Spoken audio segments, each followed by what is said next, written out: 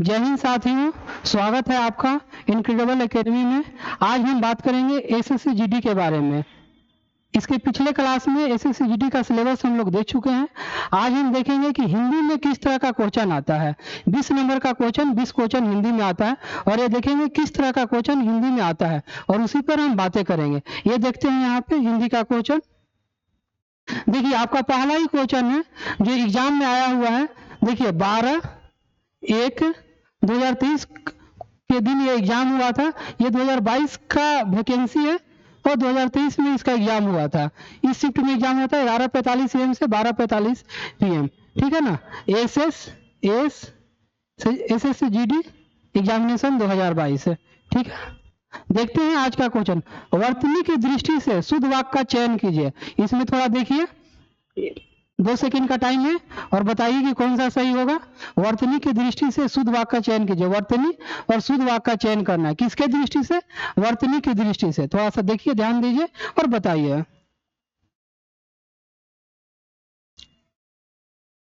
देख लिए साथियों। अब देखते हैं कि वर्तनी होता क्या है। वर्तनी जो है, शब्दों के शुद्ध रूप को वर्तनी कहते हैं। क्या? शब्दों के शुद्ध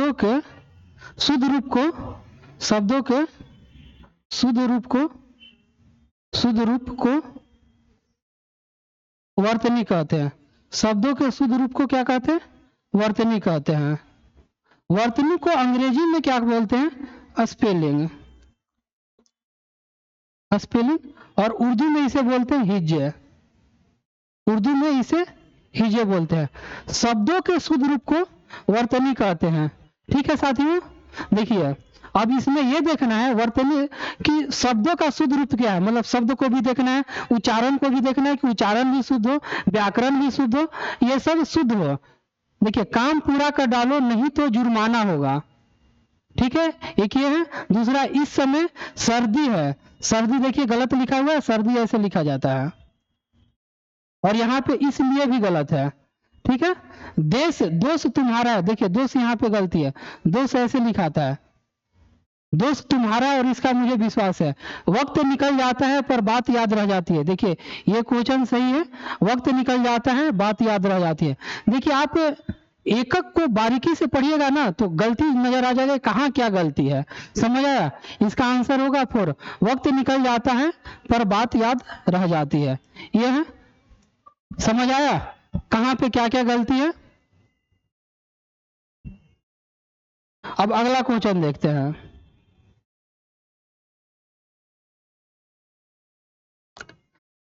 देखिए अगला क्वेश्चन है, तुम्हारे चले जाने से मुझे बहुत दुख हुआ। रेखांकित शब्द को उचित पर्यायवाची शब्द। पर्यायवाची शब्द का मतलब होता है उसके जैसा शब्द। जैसे जल का पर्यायवाची शब्द क्या होगा? पानी। तो उसी तरह दुख का इसमें से पर्यायवाची शब्द क्या होगा? देखिए व्यथा का मतलब क्या होता है? व्यथा का मतलब दुख होता है। व्यथा का मतलब पीड़ा, दुख। तो इसका पर्यायवाची शब्द क्या हो गया? व्यथा। दूसरा का आंसर क्या हो गया? फर्स्ट है। समझ आया साथियों? अगला देखते हैं। वह उसका चश्मा भूल गया। देखिए यहाँ पे उसका शब्द का प्रयोग किया गया है। पढ़ने से लग रहा है कि यह वाक्य में उसका शब्द होना चाहिए। उपरोक्त वाक्य में रेखांकित शब्द का स्थान पर उचित शब्द क्या है? उचित शब्द बताइए। उसका के जगह उसी शब्द क्या होगा? अब देखिए एकक यहाँ पे पुट करके देखेंगे कि कौन होगा, ठीक है ना। वह उसका चश्मा भूल गया। वह किसका चश्मा भूल गया? ये भी अच्छा नहीं लग रहा है। वह क्या चश्मा भूल गया? ये तो और बेकार लग रहा है, वाक्य बन ही नहीं। वह कुछ चश्मा भूल गया। चश्मा कुछ थोड़े नहीं होता, ये भी अच्छा। वह अपना चश्मा भूल गया। देखिए जैसे ही हम अपना डालते हैं, अपना लिखते हैं, क्या लिखते हैं? अपना। वह अपना चश्मा भूल गया, वाक्य अच्छा लगने लगा। तो ये क्या है होगा यहाँ पे? अपना। देखिए जब हम वाक्य का उच्चारण करेंगे, वाक्य को पूरा पढ़ेंगे और एक एक चीज को वहां पे मतलब रखते जाएंगे तो अपने आप वो जो वाक्य होगा अच्छा दिखने लगेगा, सुनने में अच्छा लगेगा और एक व्याकरण के दायरा में भी आ जाएगा। मतलब टोटल चीजों को, कॉन्सेप्ट को अप्लाई करते हुए और इसे करना। देखिए एसएससी जीडी जो हिंदी है, हिंदी में हमें सब्जेक्ट तो पढ़ना ही है कि क्या क्या पढ़ना है, लेकिन क्वेश्चन करना उससे ही ज्यादा इंपॉर्टेंट है, क्योंकि इससे हमें पता चलता है कि क्या क्वेश्चन आता है, कैसा आता है, किस तरह से हम दिमाग को लगाएंगे कि क्वेश्चन हल कर कर निकल जाएंगे। देख रहे हैं ना, ये सब लल्लू सा क्वेश्चन है, इसे बस दिमाग लगाना है कि यहाँ पे कौन सा शब्द अच्छे से पुट हो जाएगा और फिर आगे निकल जाना है। ठीक है ना साथियों, आगे देखते हैं। दिए गए वाक्य में प्रयुक्त गलत विभक्ति चिन्ह। विभक्ति चिन्ह, विभक्ति चिन्ह का मतलब क्या होता है साथियों?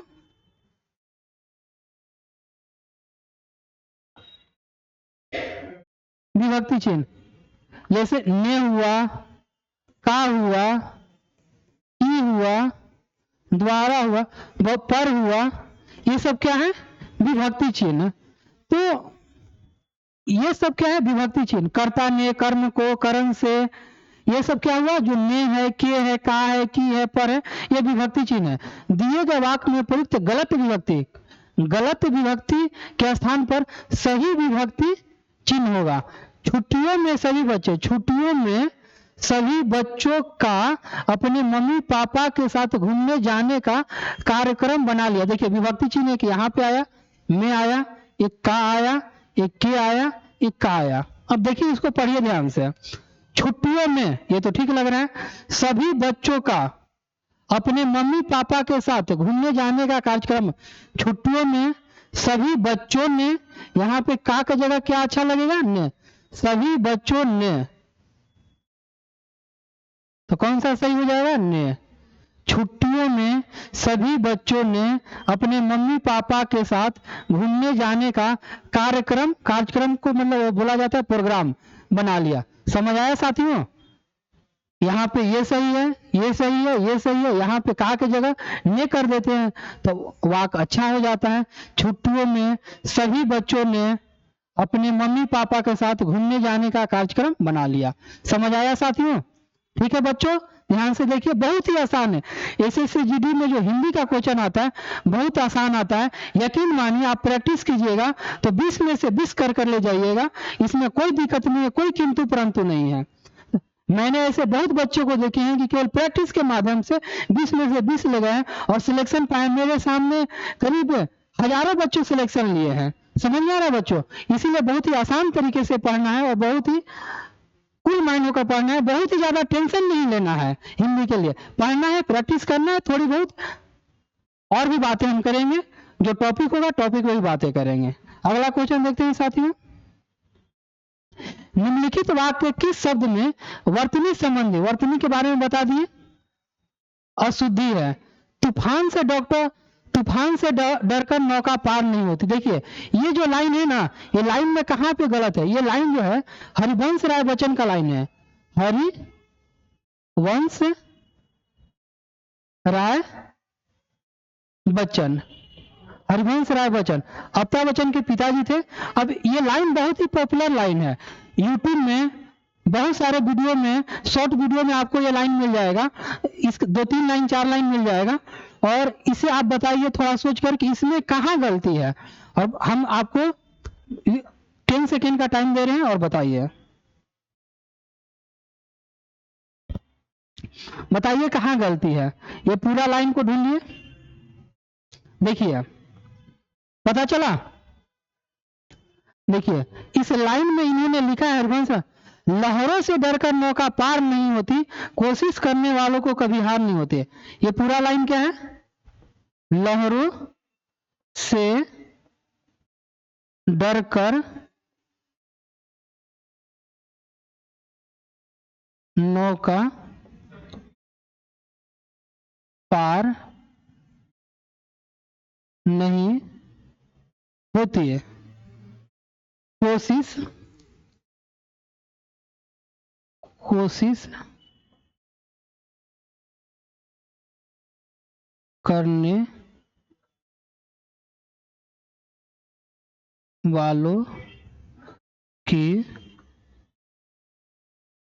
नहीं होती है, कोशिश करने वालों की कभी हार नहीं होती है। ये हरिवंश राय बच्चन का लाइन है। देखिए तूफान से डरकर नौका पार नहीं होती। यहाँ पे डरकर से डरकर नौका पार नहीं होती। ये लाइन तो टू कॉपी है। से के बाद यहाँ पे तूफान है, लेकिन यहाँ पे क्या है, लहरों। तो ये वाला चीज क्या है, गलत है। ठीक है ना, ये चीज गलत है। यहाँ पे क्या होगा, निम्नलिखित अशुद्धि है, ये तूफान अशुद्धि है। यहाँ पे क्या होगा, लहरों होगा। यहाँ पे अगर लहरों हो जाएगा तो ये लाइन पूर्ण हो जाता है। लहरों से डरकर नौका पार नहीं होती, कोशिश करने वालों को कभी हार नहीं होती। इस लाइन से कुछ सीखना है साथियों। देखिए आपका एग्जाम में दिया हुआ कि कभी डरना नहीं है, कोशिश करने वालों की कभी हार नहीं होती है, और लहरों से डरकर नौका पार नहीं होती। समझ में आ रहा है? ठीक है, कोशिश करने वालों की क्या है, कभी हार नहीं होती। हमेशा कोशिश करते रहिए, जीत जरूर मिलेगी। आगे देखते हैं। घर में गंगा बहाना, मुहावरे का सही अर्थ क्या है? घर में गंगा बहाना, देखिए इसको थोड़ा सा समझते हैं। घर में गंगा बहाना, आप जब आप कोई सामान बहुत ज्यादा हो जाता, मान लीजिए कि आपके घर में गाय दूध दे रही है, और दूध दे रही है, आधा गिलास पीते हैं, फिर फेंक देते हैं, आधा गिलास पीते हैं, मतलब बहुत ज्यादा छिन्न भिन्न हो जा रहा है। तो कहता ना कि घर में दूध की गंगा बही है, तभी तुम्हारा यह हाल है। नहीं तो अगर खरीद कर पीते ना तो पता चलता। घर में गंगा बहाना का मतलब है घर में सभी सुविधाओं का होना। घर में आपका सभी सुविधाएं हैं, इसलिए आप अपत्य कर रहे हैं। अगर सुविधाओं की कमी होती तो आप मेहनत करते हैं। यकीन मानिए, जिनके पास सुविधाओं की थोड़ी कमी होती है ना, वही बहुत आगे जाते हैं, और जिनके पास सुविधाएं ज्यादा होती है ना, वो उसका दुरुपयोग भी करने लगते हैं। हाँ, कुछ बच्चे ऐसे हैं कि जो सुविधाएं अच्छी रहती है और उसका उपयोग करते हुए आगे बढ़ जाते हैं, लेकिन मैक्सिमम बच्चे दुरुपयोग करते हैं। और यकीन मानिए, जिनके पास सुविधाओं की कमी होती है वो बहुत आगे जाते हैं। तो घर में गंगा बहाना, मुहावरे का सही अर्थ क्या है? घर में सभी सुविधाओं का होना। ये सही है, ठीक है ना साथियों? आगे देखते हैं। उन्होंने बोल उठे, उपरोक्त वाक्य में त्रुटि पहचान कर, त्रुटि मतलब अशुद्धि पहचान कर शुद्ध कीजिए। त्रुटि मतलब अशुद्ध पहचान कर। बोल उठे तो ठीक लग रहा है। अब देखिए यहाँ पे ये उन्होंने शब्द अजीब सा लग रहा है। यहाँ पे उन्होंने बोल उठे तो ये तो सेम हो गया, तो ये तो अपने आप में गलत है। वे ने बोल उठे तो वे ने तो और खराब लग रहा है, ये भी गलत होगा। उसने बोल उठे, उसने बोल उठे, वो भी अच्छा नहीं लग रहा। वे बोल उठे, ये वाक्य अच्छा बैठ रहा है। वे बोल उठे, तो इसमें क्या सही होगा साथियों? चौथा। देखिए अपने दिमाग से थोड़ा क्वेश्चन को सॉल्व करना। देखिए वे बोल उठे, आप सुने भी होंगे जनरल लाइफ में, वे बोल उठे, ठीक है ना? ठीक है, अगला क्वेश्चन देखते हैं। रमेश को जब उत्तर नहीं मिला तो वह दूसरी तरफ चला गया। वाक्य में प्रयुक्त उत्तर शब्द निम्न में से किस अर्थ को व्यक्त करता है? रमेश को जब उत्तर नहीं मिला, रमेश को जब उत्तर नहीं मिला तो वह दूसरी तरफ चला गया। मतलब रमेश किसी से कोई प्रश्न पूछ रहा था, लेकिन अगर हम किसी से कोई प्रश्न पूछेंगे, अगर उसका उत्तर या जवाब नहीं मिलेगा तो हम वहां से उठकर चले जाएंगे। तो वही बोल रहा है, रमेश को जब उत्तर नहीं मिला तो वह दूसरी तरफ चला। वाक्य में प्रयुक्त उत्तर शब्द, उत्तर के स्थान पर और क्या शब्द हो सकता है? हम बताएं। रमेश को जब जवाब नहीं मिला तो वह दूसरी तरफ चला जाएगा, जवाब सही होगा। देखिए अतीत डालेंगे तो रमेश को जब अतीत नहीं मिला, ये देखने गलत लग रहा है। रमेश को जब पिछड़ा नहीं मिला, ये भी गलत है। रमेश को जब उत्तर दिशा नहीं मिला, ये भी गलत है। रमेश को जब जवाब नहीं मिला तो वह दूसरी तरफ चला गया।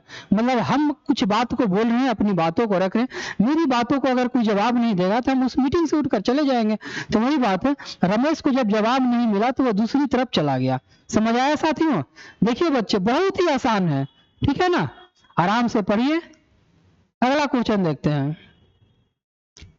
जो कम बोलता है, जो कम बोलता है, वाक्यांश के लिए एक शब्द क्या होगा? जो कम बोलता है। बनाइए, 10 सेकेंड का टाइम देते हैं, इसे बनाइए। एक आध क्वेश्चन आप अपने से बनाइए, देखिए आप सही होते हैं कि नहीं। जो कम बोलता है,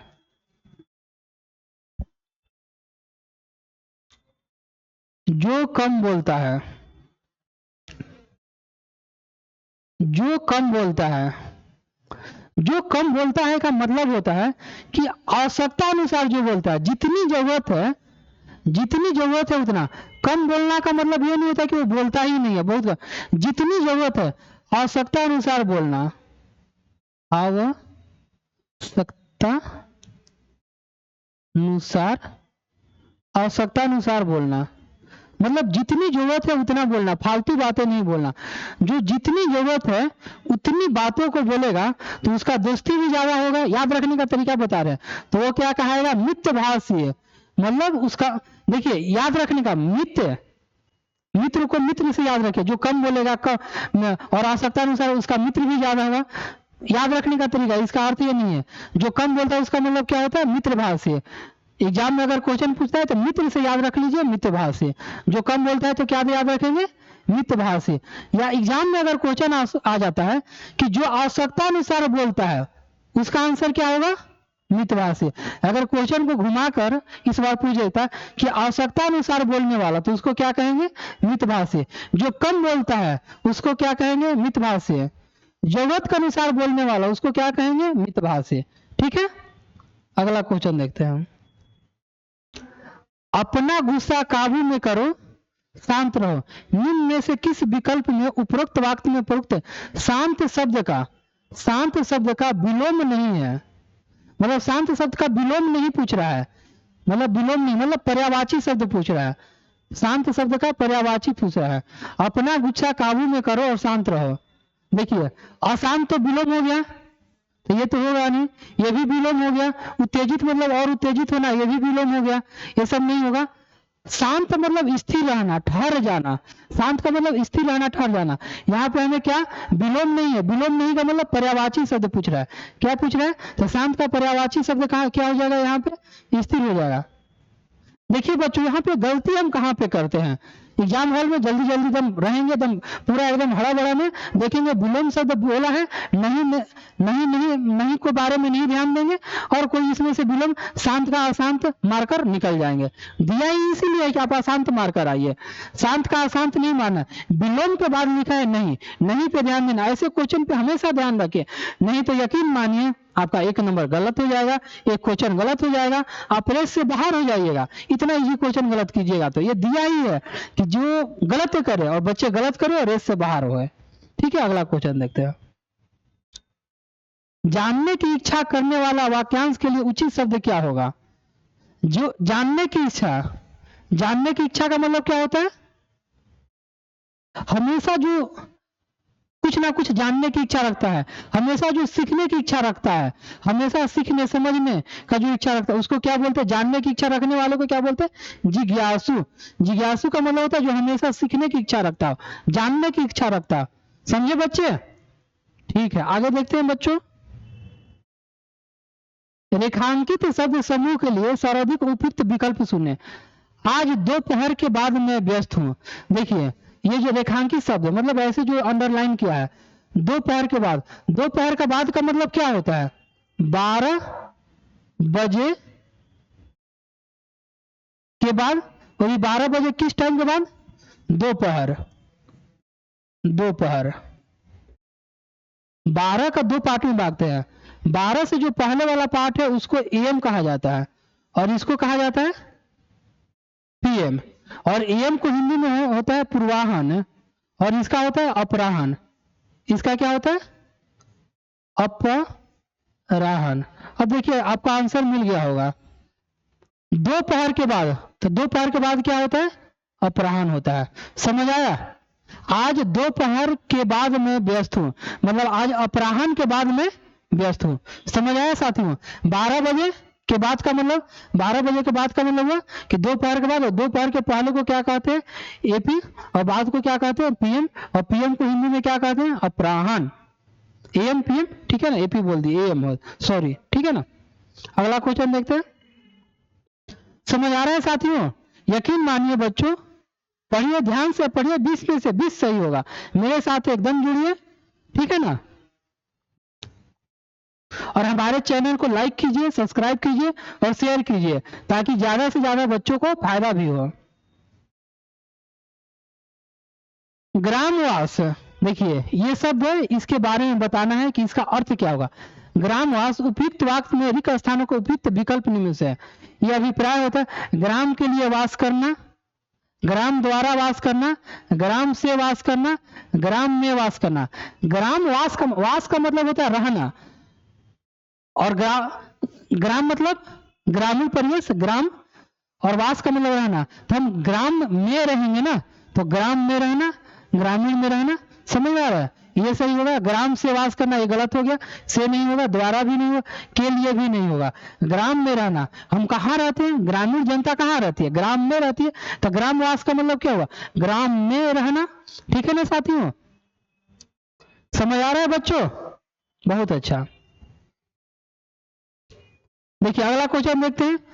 रोहन ने महंगा सफारी सूट पहन रखा था और उसके साथ फटे हुए चमरौदे जूते पहन रखे थे। देखिए रोहन कोई व्यक्ति है, कर महंगा सफारी सूट पहन रखा था। कैसा पहन रखा था?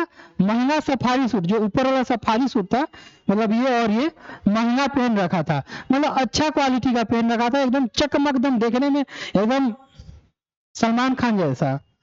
उसके साथ फटे हुए चमड़ौदे जूते पहन रखे थे और उसके साथ फटा हुआ जूता पहन रखा था। अब बता रहा है कि रिक्त स्थान की पूर्ति उचित मुहावरे द्वारा कीजिए। मतलब अगर कोई व्यक्ति ऐसा करता है तो उसका उचित मुहावरा देना है। आधा तीतर आधा बटेर, दिखने में अलग असल में अलग, ये तो होगा नहीं। दिखने में अलग असल में अलग, ये तो उसका व्यक्तित्व के बारे में बोल दे रहा है। क्या बोल रहा है? व्यक्तित्व। यहाँ पे इसका व्यक्तित्व के बारे में नहीं बोल रहा है। रंग सियार, ये भी इसका व्यक्तित्व के बारे में बोल रहा है। आधा गंगा आधा जमुना, ये भी नहीं होगा। देखिए आधा तीतर आधा बटेर का मतलब क्या होता है? मतलब कि ना हम इधर में है ना उधर में है। आधा तीतर आधा बटेर का मतलब होता है, एक देहात में कहावत है कि या तो हम इधर रहे या तो इधर है। अगर हम अच्छा कपड़ा पहने तो पूरा मतलब होल मेंटेन करके रहे, नहीं तो तीतर एक पक्षी है और बटेर भी पक्षी है, मतलब ना आधा तीतर में रहे ना आधा बटेर में रहे। इसका मतलब यही हुआ। ठीक है ना, समझ आया साथियों? देखिए राधा गौर वर्ण की सुंदर महिला थी। वाक्य में प्रयुक्त वर्ण शब्द को किस अर्थ में व्यक्त किया जाता है? गौण का मतलब क्या होता है? गौर का मतलब क्या होता है? गोरा। गौण का मतलब होता है गोरा। तो वर्ण, यहाँ वर्ण शब्द क्या हो जाएगा? गोरा क्या है? लक्षण है, जाति है, रंग है, रूप है। गोरा क्या है? रंग है। गोरा और काला क्या है? रंग है। राधा गोरा रंग की सुंदर महिला थी। समझ आया साथियों? राधा गोरा रंग की सुंदर महिला थी। अगला क्वेश्चन देखिए, इसको एक बार पढ़िए फिर हम बताते हैं। एक बार इसको पढ़िए, पढ़िए इसको। देखिए हम खुद पढ़ देते हैं। निम्नलिखित गद्यांश में, गद्यांश मतलब जो ये दिया हुआ है, निम्नलिखित गद्यांश में कुछ शब्दों को हटा दिया गया। कहीं कहीं देखिए यहां से हटा दिया है शब्दों को, यहाँ पे से शब्दों को हटा दिया गया, यहाँ से हटा दिया है, यहाँ से हटाया है और यहाँ से। तो कह रहा है निम्नलिखित गद्यांश में कुछ शब्दों को हटा दिया गया। दिए गए विकल्पों की सहायता से रिक्त स्थानों की पूर्ति कीजिए। प्रत्येक संख्या के लिए सबसे उपयुक्त विकल्प का चयन। प्रत्येक संख्या के लिए मतलब प्रत्येक संख्या, पहला दूसरा तीसरा चौथा पांचवा, उपयुक्त विकल्प का चयन कीजिए। परमात्मा ने सभी नर नारियों की आंखों में, परमात्मा का मतलब क्या होता है? ईश्वर, गॉड। परमात्मा ने सभी नर नारियों की आंखों में, सभी नर नारियों की आंखों में, देखिए ज्यादा डीपली नहीं जाना है। आंखों में ईश्वर ने क्या दिया है? आंसू दिया है। परमात्मा ने सभी नर नारियों की आंखों में क्या दिया है? आंसू दिया है। ठीक है, अब अगला दूसरा जाने के लिए दूसरा पे जाते हैं। फिर क्या है? परमात्मा ने सभी नर नारियों के आंखों में भर लेते, पहला क्या भरे थे? आंखों में। परमात्मा ने सभी नर नारियों के आंखों में आंसू दिए हैं। आंसू, यहाँ पे क्या था? आंसू, पिछला वाला आंसू दिए। इन्हीं आंसुओं के बल पर कोई साधारण मनुष्य, कोई साधारण मनुष्य क्या हो जाएगा? अगर कोई, देखिए इसको समझिए, अगर कोई मनुष्य है वो आंसू है, आंसू का मतलब यहाँ होता है कि दया भाव, प्रेम भाव। गौतम बुद्ध के पास क्या था? दया की भावना थी, प्रेम की भावना थी। महात्मा गांधी के पास क्या था? दया की भावना था, प्रेम की भावना था। मतलब एक नर में दूसरे नर में प्रेम को स्थापित करेगा अपने आंसू के माध्यम से। आंसू के माध्यम से उसकी भावनाओं को समझना, उसकी आंसू को समझना। तो वो क्या कहेगा? निशाचर कहेगा? नहीं कहेगा। असुर कहेगा? नहीं कहेगा। दानव कहेगा? नहीं कहेगा। वो देवता बन जाएगा। गौतम बुद्ध क्या बन गए? देवता बन गए। क्यों बन गए? वो दूसरों के आंसुओं को, दूसरे की कठिनाइयों को, दूसरे को दर्द को, आंसू मतलब दर्द, कठिनाई, उसको महसूस किए और महसूस करने के कारण वो क्या बन गए? देवता बन गए। क्या बन गए साथियों? देवता बन गए। किसको महसूस किए? आंसू को। क्या बन गए? देवता बन गए। ठीक है, अब अगला देखते हैं, तीसरा। परमात्मा ने सभी नर नारियों की आंखों में आंसू दिए हैं। क्या दिए हैं? आंसू दिए हैं। ठीक है, आंसू। आंसू, इन्हीं आंसुओं के बल पर कोई साधारण मनुष्य देवता बन जाता है। क्या बन जाता है? देवता बन जाता है। देवता बन जाता। और कोई राक्षस पिघल कर फिर से, कोई राक्षस पिघल कर फिर से, कोई राक्षस पिघल कर फिर से, जैसे कोई राक्षस है, अंगुली माल डाकू का आप लोग नाम सुने होंगे, वो पिघल जाता है गौतम बुद्ध के प्रभाव में आकर। वो जब पिघल कर, राक्षस पिघल कर क्या बनेगा? बुरा मानव बनेगा? नहीं, पिघल कर बनेगा तो अच्छा सच्चा मानव बन जाएगा। क्या बनेगा साथियों? अहंकारी मानव नहीं बनेगा, क्रोधी मानव नहीं बनेगा। जब गौतम बुद्ध के प्रभाव में कोई भी राक्षस प्रवृत्ति का इंसान आएगा तो क्या बनेगा? सच्चा मानव बनेगा। तो क्या बनता है साथियों? सच्चा मानव बन जाता है। क्या बनता है? सच्चा मानव बन जाता है। जिस मनुष्य में जितनी अधिक, अब अगला देखते हैं, यहां पे क्या था? आंसू। यहां पे क्या था? देवता। यहां पे क्या था? सच्चा मानव। ठीक है,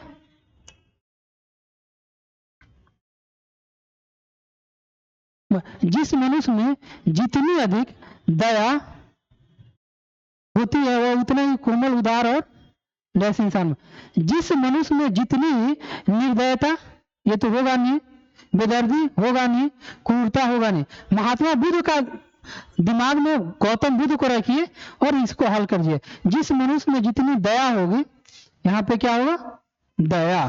दया होती है, वह उतना ही कोमल और उदार, अगला देखते हैं, वह उतना ही कोमल और उदार, निंदनीय होगा नहीं, बदनाम होगा नहीं, घृण होगा नहीं। गौतम बुद्ध कैसे आदमी है? अभी हम गौतम बुद्ध को किस नजरिए से देखते हैं? पूजनीय के नजरिए से देखते हैं, उनकी पूजा करते हैं। तो किस नजरिए से देखते हैं? पूजनीय इंसान बन जाता है। गौतम बुद्ध किस तरह के इंसान बन जाते हैं?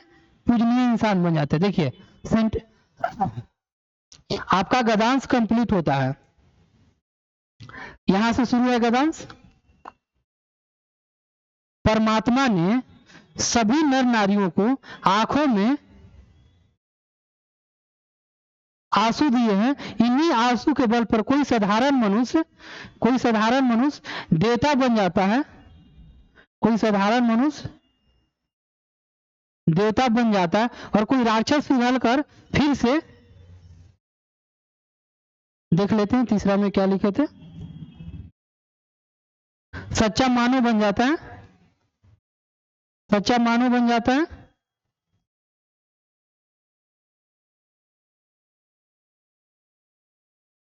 सच्चा मानव बन जाता है। जिस मनुष्य में जितनी अधिक दया होती है, वो उतना ही कोमल और उदार और पूजनीय इंसान बन जाता है।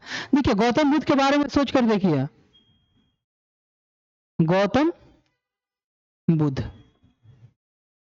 परमात्मा ने सभी नर नारियों को आंखों में आंसू दिए थे। ईश्वर ने, गॉड ने सभी नर नारियों की आंखों में क्या दिए थे? आंसू दिए थे। गौतम बुद्ध की आंखों में भी आंसू दिए थे।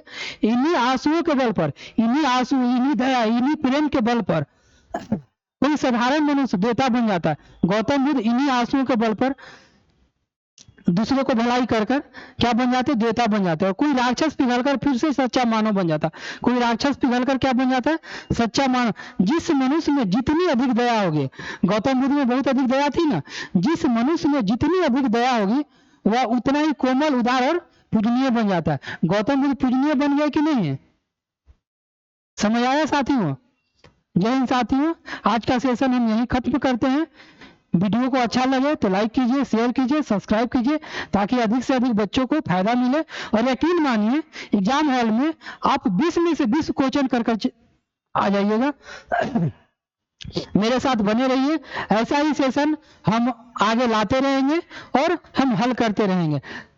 हिंदी में एसएससी जीडी के लिए हिंदी में सबसे अधिक फायदा ऐसे ही पढ़ने से होता है, और फिर कुछ टॉपिक को हम देख भी लेंगे कि क्या क्या टॉपिक है, लेकिन अभी हम प्रैक्टिस कर रहे हैं। ठीक है ना साथियों?